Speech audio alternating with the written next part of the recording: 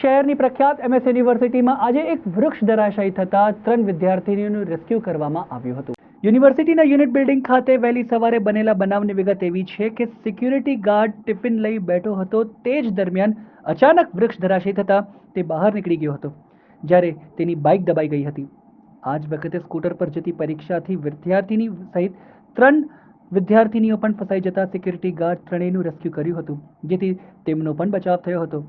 બનાવને પગલે સિક્યુરિટી અધિકારીઓ દોડી આવ્યા હતા અને વૃક્ષ ખસેડવાની કામગીરી હાથ ધરી હતી।